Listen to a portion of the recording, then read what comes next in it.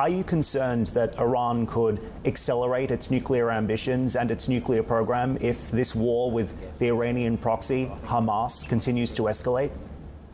Well, I don't see a correlation between these two things. You know, when you look at the nuclear program in the Islamic Republic of Iran, there's one thing you see, and this is, in a historic perspective, there has been, I would say, a great degree, remarkable, I would say, degree of continuity. Continuity in the sense that they have increased their capacities, they have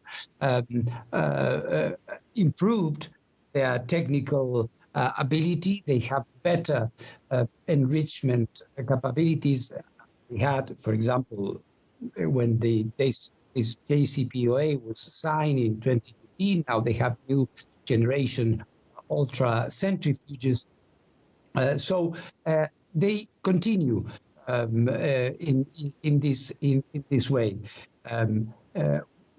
I would not say that, and we've seen up and downs. You look at the bigger picture in terms of security and the conflict between Israel and the Palestinians and the situation there. There have been moments of increased tension, and this has not resulted in a direct change or shift when it comes to what happens in Iran. But as I said, what we see in Iran is continuity, and it's going to continue in this way. This is why I'm still insisting and engaging with my Iranian counterparts to try to increase the level of inspections in Iran to the levels which would be commensurate with the width and the depth of this program.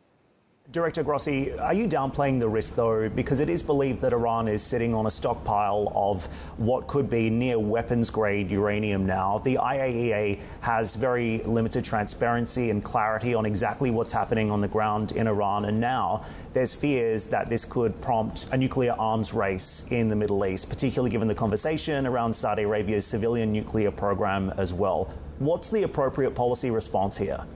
Indeed, I understand what you say, but you have to make a differentiation here.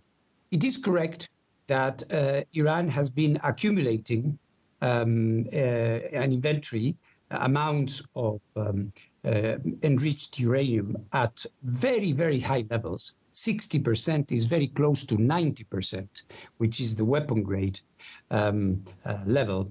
It is also true, and we have been saying it in our reports, that the amount, the volume, the amounts of enriched uranium that the country has accumulated would be more than enough to produce a few nuclear warheads. But, and I think it's very important, we should not equate nuclear material with nuclear weapons. All right? So the country still does not have nuclear weapons, and we have to make sure that they observe their status as a member of the Nuclear Non-Proliferation Treaty. The ones that can do that is us, through the inspections. This is what I'm telling the Iranians. They say they don't have anything to hide or nothing to hide. Okay, if this is the case, as someone once said, we trust, but we must verify. So we are not downplaying, we are putting things into the right perspective. What we see there is, of course, a serious development, but one which does not automatically or necessarily mean that there is a nuclear weapon program. We don't have any information in this regard. We are present there, as you know, and we haven't seen.